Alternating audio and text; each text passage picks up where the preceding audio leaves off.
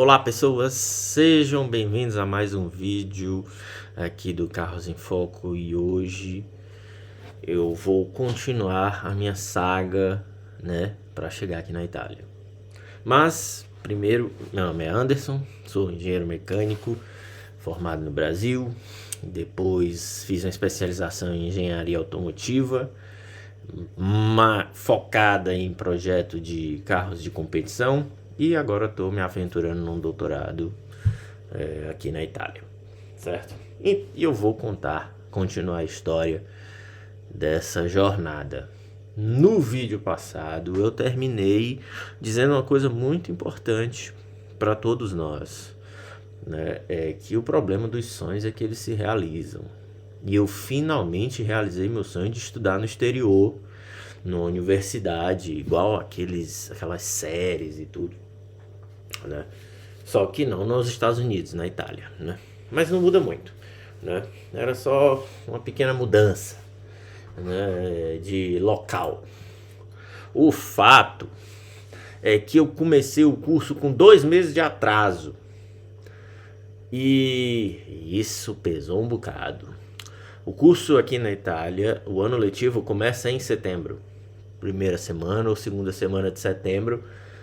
Ele vai até março, se eu não me engano. O ano, o semestre. E aí depois, em abril, começa outro semestre e vai até julho. E aí encerra o ano letivo. Agosto é férias. Em setembro começa o espancamento acadêmico de novo, né? Beleza, comecei com 2 meses de atraso. Finalmente eu consegui sentar na universidade de máscara, Green Pass. Putz, cara, que tempo ruim, chato pra caralho aquele negócio de máscara. Mas finalmente eu sentei. A sala eu lembro ainda, lembro muito bem, eu lembro como se fosse ontem. A sala era um auditório grande. Deixa eu só dar mute nesses baitolas aqui, né? A sala era um auditório grande, daquelas salas de auditório assim que às vezes aparecem nessas séries, né? Mais de 100 pessoas, estava pinhado de gente naquela sala. Aí era uma cadeira de Materials and Manufacturing. E essa cadeira, ela... Não, antes de falar disso, é importante pontuar, organizar as coisas. Eu fiz 3 cadeiras no começo, no primeiro semestre, que eram as 3 primeiras, né? Mechanical Vibrations, Materials and Manufacturing e Vehicle Conceptual Design. Essa cadeira, esta última, Vehicle Conceptual Design, eu comecei fazendo no Brasil. Era um engenheiro da Ferrari que dava a cadeira de dentro do escritório dele, né? E era uma cadeira que ele dizia assim, as novas tecnologias, veículos elétricos, híbridos, né, ergonomia, segurança passiva, ativa, todas essas coisas. Era coisa pra caralho, né? Aí e essa aula ele dava de dentro da Ferrari. E era uma aula muito cansativa e estranha também. Mas finalmente eu cheguei lá e a primeira aula que eu assisti foi Manufacturing. Pá, começa a aula, era uma professora falando lá e tudo. E putz, cara, porra, era 4 horas de aula. Era 4 horas, começava 1 hora da tarde. Não, era 5 horas de aula, parece. Era um negócio assim, você começava 2 horas, terminava 6 horas da tarde. Começava 2 horas da tarde, terminava 6 horas da tarde. Insuportável. Mas eu cheguei lá no pique, doido pra começar a estudar e ansioso também, né? Aí beleza, começamos, ela começou a aula, aí o material, entra no site da universidade, baixa o material, aí eu baixei os slides. 150 páginas de slide. Aí eu olhei assim, isso aqui, bicho, isso aqui é essa semana só, né? Isso aqui ela vai dar a próxima aula, né? Vai dar uma parte aqui hoje, a parte na outra aula. Ela deu 150 slides nessa aula. Aí eu, ixi, e agora? Beleza, É porque na outra aula ela vai dar exercícios, provavelmente. Ela deu exercícios e mais 80 slides dos 150 que ela já havia dado, que era uma outra aula, já era solda e por aí vai. Honing, processo de honing de cilindro, que é tipo diferentes métodos de fabricação de cilindro de motor com ligas de alumínio, um negócio bem específico. Aí, porra, mais 80 slides, outra aula, 80 slides. Aí eu, puta que pariu. Eu já não tava entendendo nada na aula. Como é que eu vou pegar isso tudo? Aí, beleza, essa foi uma aula. Isso em novembro. Já tinha passado as aulas de materiais, que eu perdi todas. E eu estava assistindo por vídeo, que era coisa pra caralho também. Uma aula era 100 slides, 150 slides. Eu, caralho, como é que eu vou memorizar isso tudo? Como é que vai ser? Como é que é essa prova? É de marcar? E aí fui pra aula de vibrações. E como qualquer cadeira de Mechanical Vibrations, ela é uma tortura em forma de aula, né? Ela já é indigesta. E bom, era o esperado. Questões, né? Mas muita fórmula. E eu perdi também 2 meses de aula. Já cheguei nos exercícios. E aí o professor disse assim, olha, como é que é a avaliação? Avaliação agora é Mechanical Vibrations, né? Tava na aula de Mechanical Vibrations, ele falou, a avaliação vai ser uma avaliação escrita de cálculo. Beleza, uma prova de cálculo. Normal, show. A segunda prova é uma prova teórica. O que é prova teórica? Né? Que porra é essa? Prova teórica? Mas o trabalho, o projetinho, que é projetar, você fazer o cálculo numérico da vibração de um motor. Aí eu, puta que pariu. Como é que faz isso? Eu não sei fazer isso não. No MATLAB. É em grupo. Já não gosto muito de trabalho de grupo. Mas aprendi a gostar lá, né? De fato, melhorei muito em trabalho de grupo, né? Aí eu, eita pau. Como é que é essa prova teórica? A prova teórica é basicamente decore todas as fórmulas que tem na apostila dele, que é um livro do professor. Decore todas as fórmulas e o que ele pedir você escreve. Era isso a prova teórica. Aí eu, eita compadre. Aí eu finalmente fui para aula de Conceptual Design ao vivo. E o que é que era? Era uma transmissão do engenheiro dentro da Ferrari num auditório para os alunos. E tome 150 slides, 300 slides. E o cara, como é que eu vou estudar isso? Porque eu nunca fui muito bom de prova. E eu queria fechar todas as provas aqui. Eu vim pra cá, eu vou botar pra fuder. Eu vou tal e vamos pra cima. Eu vou tirar as melhores notas. Então eu comecei a ficar preocupado. Porque eu demoro, eu estudo, eu leio a mesma coisa 30 vezes e não sei dizer o que eu tô lendo, né? E esse tipo de modalidade de aula, de slide, pô, tinha slide que era só uma foto. Por que eu faço com isso aqui? Né? E livro-texto, os professores não sabiam dizer qual era o capítulo, sabe? Não tinha... em suma, como é que era o método, né? Tava tudo no slide. Eles iam perguntar tudo que tava no slide que eles falaram na aula. Então você tinha que anotar tudo, né? Ou você ter um ouvido muito bom. E aí tem um pequeno problema. Além de eu demorar para pegar estudando, eu sou meio ruim de aula também. Da meia hora de aula, eu começo a querer escapar. Mas eu faço um esforço e consigo ficar ali. Mas 1 hora depois, eu já tô em Plutão, né? E aí o bicho pegou pra cima de mim. Foi pesado. Porque em dezembro começava as provas. Logo na primeira semana de dezembro. Então eu tava estudando basicamente um mês. Conteúdo de quase o semestre todo. De setembro, outubro, novembro inteiro, começa as provas em dezembro. Eu já estava estudando conteúdo de 3 meses, tentando estudar em um mês. Como diz o Neto, não vai dar! E não deu. Primeira prova foi a prova de manufacturing. Mas antes de falar de prova, eu preciso dizer como são as notas aqui na Itália. As notas aqui vão de 0 a 30, né? E se você for muito pica, você tira 31, que é o que vai te ajudar a obter o cum laude. Coisa que eu não passo longe. Né? Aí estudei pra caralho pra essa prova, mas eu sabia que a parada tava ruim.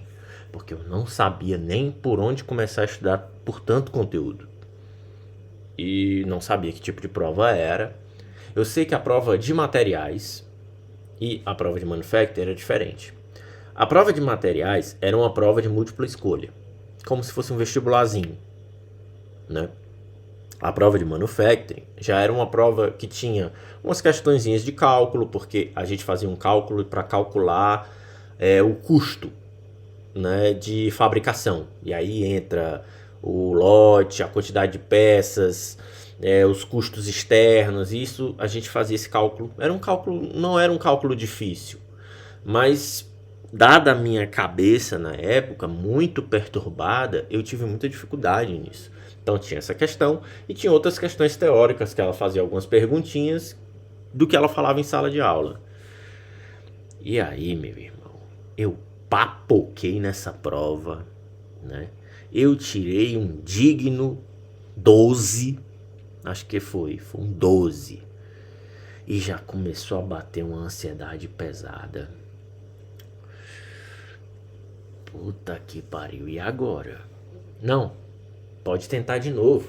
Como assim? Eu conversando com os outros estudantes. Não, é porque aqui você assiste as aulas, depois você faz as provas. Mas aí, se tu não passar, tu pode ficar tentando.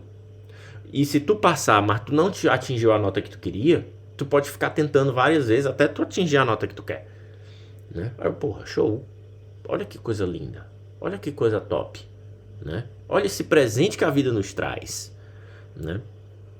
Mas como eu disse, o problema dos sonhos é que eles se realizam. E aí a gente precisa pontuar uma coisinha muito importante. O estudante que tem bolsa de estudos é diferente do estudante que está lá no curso, sei lá, né, mesmo italiano ou não. Tinha estudante estrangeiro sem bolsa, estudando lá, pagando. É um pouquinho diferente. E qual é a diferença? Critérios de mérito. Eita porra, foram 3 anos de critérios de mérito chicotando as minhas costas. Vamos começar. Primeiro critério de mérito no primeiro ano de curso era você fazer 30 créditos. Que é a mesma coisa aí das universidades brasileiras. Quando você passa, você ganha os créditos lá da cadeira. Só. Aí eu, beleza, 30? Pô, até o final do ano eu consigo isso aí. Consegue não. Né? Só que pro bolsista tem um detalhe. Existem checkpoints de verificação a cada semestre. Então, no primeiro semestre eu tinha que fazer 9. Aí eu, 9 eu consigo. 9 eu consigo. Essa cadeira de materiais e manufacturing, junto, era 12 créditos. Então, se eu passasse nessa cadeira, eu já matava o primeiro semestre de crédito. E o que é que acontece quando você não obtém os créditos no primeiro checkpoint? Eles retêm o teu dinheiro. E você só obtém o dinheiro quando você atingir os créditos.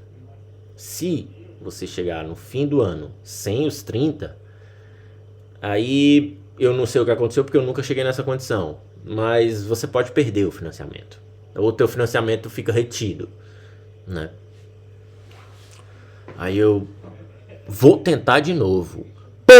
12, 13, 14, 8. E não passava. E eu não tava passando. Nem na prova de materiais, nem na prova de manufacturing. Eu não, vamos fazer a prova de Conceptual Design. Aí eu, porra, estudar Conceptual Design, um monte de slide, como é que eu vou decorar esta merda? Aí o pessoal, não, tem umas provas aí.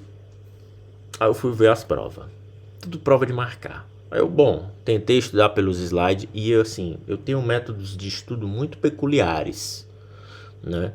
Eu sou aquele estudante que quer aprender. Ou seja, o estudante que quer aprender é o estudante que se fode, né? Você não é para aprender. Você é só para decorar e passar na cadeira. Porque é isso que a universidade é, né?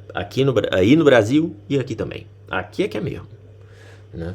Decore o que o professor disse e recite para ele como se fosse um poema na hora da prova, né? Ah, sim, porque tem umas provas que é oral, é você face to face com o professor. E teve muitas situações legais aqui minhas face to face com o professor, viu?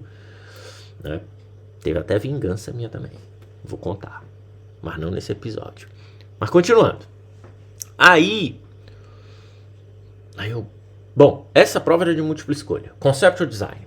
Aí eu estudando lá, querendo aprender tudo sobre carros híbridos e lendo sobre carros híbridos no livro. Nem ia cair o que estava no livro. Ia cair o que estava nas provas passadas. Resumo. Eu estudei do meu jeito, querendo aprender e tal, e ser o pica. E aí eu fazia uns exercíciozinhos de prova passada. E aí, invariavelmente, eu memorizei rapidamente ali a prova passada e fui pra prova, morrendo de medo, né? E quando eu cheguei lá, a prova era... Rapaz, a prova era quase igual a uma prova passada. E dos 30, eu tirei 29, né? Foi a minha maior nota nesse curso. Foi a minha maior nota nesse curso, porque depois foi só bomba, né? Se soltar a minha... Não vou dizer essa piada não, que senão eu vou ser preso, né? Foi só bomba, só porrada, né? Aí eu tirei esse 29, mas eu nem fiquei feliz, porque eu não considerava aquilo uma prova. Cara, isso não é uma prova. Eu já sabia a prova antes de começar a prova. Mas, e pra piorar a minha situação, porque eu sou muito exigente comigo, né? Sou muito exigente comigo, né? Pra piorar a minha situação, eu tinha feito uma prova de Mechanical Vibrations um dia antes. E papoquei lindamente. E eu nem fiquei feliz com esse 29. Eu já entrei numa crise de ansiedade por causa disso. Mas eu já tinha obtido 6 pontos. Faltava só 3 pros 9 pontos. Só 3. E aí eu tava ali em dezembro. Eu não. Daqui pra março. Que é o... É março? Não. O checkpoint é em março. Era em março. No primeiro dia de março. Basicamente. Né? Aí eu não, daqui pra março eu vou recuperar esta porra e eu vou passar e vou, né? Não vou ter problemas com dinheiro aqui. Vou sim. E aí eu passei dezembro estudando pra caralho, depois de ter passado nessa prova de Conceptual Design, estudando pra caralho materiais e vibrações. Quando foi na metade de janeiro, eu recebi um e-mail. Mas antes de dizer esse e-mail, eu preciso dizer uma coisa que eu não falei, que era pra ter falado no episódio passado. Quando eu tava no Brasil, prestes a vir pra cá, eu recebi um e-mail da universidade dizendo que os estudantes que pleitearam bolsa de estudos, e eu já tinha recebido a bolsa inclusive, não, eu já sabia que eu tinha sido aprovado preliminarmente, podiam se inscrever para uma outra bolsa. E era a bolsa da Fórmula 1. E eu me inscrevi. Eu me inscrevi para essa bolsa. E tinham 3 categorias: diversidade, mérito estudantil, ou seja, essa categoria não é para mim. Se fosse mérito mobral, talvez, né? Convicto, né? E a terceira categoria, vulnerabilidade financeira. Essa. Me inscrevi, né? Eu já estava inscrito nas bolsas de estudo da instituição italiana de direito ao estudo. Eu precisava estar inscrito, inclusive, na Instituição Italiana de Direito ao Estudo e me inscrevi para a Bolsa da Fórmula 1. E esqueci. Eu lembro até que no meio de janeiro eu ainda mandei um e-mailzinho perguntando: e aí, como é que vai ser? Vai sair ou não vai? Aí elas: não, estamos decidindo aqui. Beleza, não vou ser aprovado mesmo. Já tô me fudendo aqui. Vamos se concentrar aqui. E tome-lhe estudar e tal. E estuda e não entra porra nenhuma. E frio pra caralho em Módena. E Natal estudando. E Réveillon estudando. Dia 1º de janeiro eu tava estudando. Dia 31 de dezembro eu tava estudando. E não entendia porra nenhuma do que eu tava fazendo. E entrou janeiro, nem liguei e tome-lhe estudar. Aí fiz logo uma prova de mecânica vibration e papoquei de novo. Sei lá, tirei 10, 12, 13 e não tirava a nota mínima. A nota mínima é 18. Eu não tirava a buceta desse 18. Quando foi no meio de janeiro eu recebi um e-mail. Eu não sei se eu tenho fácil aqui. Deixa eu ver.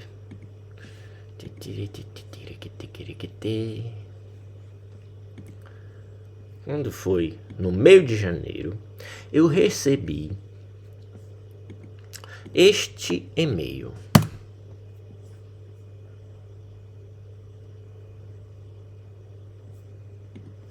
Vou mostrar aqui para vocês o e-mail que eu recebi.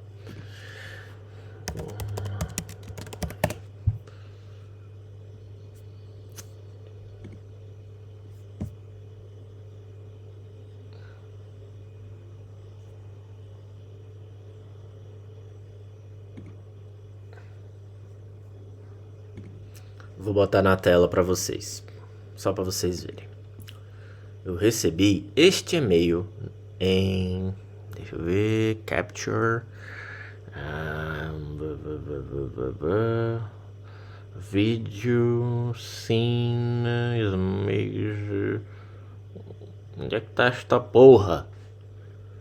macOS screen cap, não, screen não, é window capture. Onde é que tá essa porra?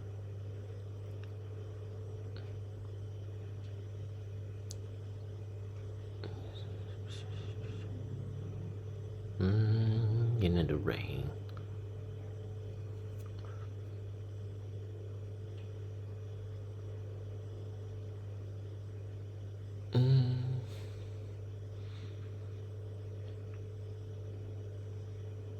Ok, vamos de screen capture. E aí eu recebi este e-mail, senhores. Vocês estão vendo aí? Acho que vocês estão... Pera aí. Ok. Eu recebi... Window Capture. Ah, perfeito. Window Capture. Aqui. No dia... Deixa eu ajeitar a tela.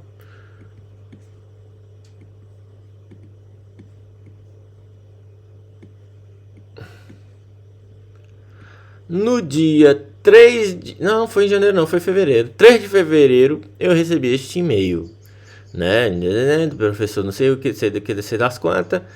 Eu estou escrevendo para congratulá-lo por ser um dos estudantes, né? Premiados com a Bolsa de Estudos da Fórmula 1. Ou seja, senhores, eu virei um estudante de Fórmula 1 em fevereiro. Eu passei janeiro estudando e me fudendo nas provas. E já morrendo ali, e no dia 2 de fevereiro eu me tornei estudante de Fórmula 1. Quais as vantagens? A bolsa de estudos era o dobro.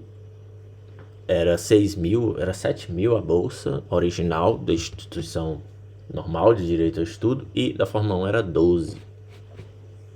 Mas com os impostos ficava 7 uns quebrado. 7? Não, ficava uns 9. Um negócio assim. Enfim, isso aí. E aí, gente, eu virei estudante de Fórmula 1 em fevereiro. Aí Cara, eu fiquei muito feliz, mas ao mesmo tempo eu pensei assim... Bicho, eu já tava numa pressão fodida pra sustentar a minha bolsa normal. Imagina agora essa bolsa da Fórmula 1. Porque na minha cabeça, a bolsa da Fórmula 1, ela era o bias que eu precisava para equiparar a minha ausência de privilégios, porque para os estudantes aqui, Fórmula 1 é um trabalho qualquer, é uma empresa, que, né, as equipes são uma empresa. Para mim, não. Então, para mim, eu via essa bolsa como o bias, que ia me dar a oportunidade de fazer um estágio numa equipe de Fórmula 1. Eu via isso. O que é o bias? É uma compensação pela minha, pelo meu, a minha desvantagem em relação aos outros estudantes, por eu não ter o privilégio deles de estar aqui, de ser italiano e tudo e tal. Aí eu, porra. E aí qual era um dos prêmios da bolsa era um estágio numa equipe de Fórmula 1. Né? Mas, ao mesmo tempo que eles falaram isso, eles também deixavam que esse estágio ele não era certo, que as equipes tinham interesse, estavam abertas a admitir alguém, mas não tinha nada certo, nada claro. Eu nem liguei para isso. De fato, o estágio não era certo, mas eu nem liguei. Para mim, aquilo ali era... eu tava botando o pé na Fórmula 1. E eu precisava sustentar essa bolsa até o fim, custe o que custasse. E de fato, custou muito caro pra mim. Né? Eu acho que eu nunca mais fui o mesmo depois que eu saí desse mestrado. E aí beleza, entrei em fevereiro, dei uma animada ali, não, vai dar certo e tal, vamos estudar. E papoquei em todas as provas. Materiais, vibrações, manufacturing. Quando foi no fim de fevereiro, porra, faltava pouco. Tava acabando o semestre, né? E eu consegui passar em materiais. Porra, tirei 21 em materiais, né? Não, materiais não. Manufacturing. Mas eu não conseguia passar em materiais, bicho. E era uma prova de múltipla escolha, né? E não tava dando. Resumindo, eu não alcancei os 9 pontos. Eu só alcancei 6. E aí eu passei, meu amigo. Eu passei uns 3 meses gastando um mínimo. Porque eu só recebi a primeira parte da bolsa e a segunda parte eu não recebi. E eu passei uns 3 meses economizando o que eu tinha de bolsa. E meus pais me ajudavam. Meus pais conseguiam me mandar 50 euros no máximo. Né? Eles me mandavam por um cartão esses cartão de casa de câmbio, né? E eu não consegui. E cara, isso foi muito frustrante pra mim. Foi muito frustrante. Eu lembro que no dia que eu não consegui, eu chorei dentro do quarto, bicho. Mas eu tenho uma coisa comigo que é na universidade, quando eu não conseguia passar numa prova, eu saía desta prova indignado e voltava para casa ou para a biblioteca para estudar para outra prova sem nem saber quando é que ia ser. E aí, as minhas férias de março, porque o semestre terminava em fevereiro, eu voltava em abril. Eu passei estudando. E tomo-lhe estudar materiais, tomo-lhe estudar vibrações para conseguir o quanto antes passar nessa prova. Como essas cadeiras já haviam passado, teve prova em abril e teve prova em maio, né? Mas o que acontece em abril? Começa o segundo semestre, né? E aí, se o primeiro semestre eu já tava papocando, foi no segundo que o bicho pegou pesadíssimo. Sente a pressão, neném. As cadeirinhas. Vehicle Dynamics, dinâmica veicular, aerodinâmica e CFD. A outra era, ai meu Deus do céu, elementos finitos. Puta que pariu. E projetos com CAD.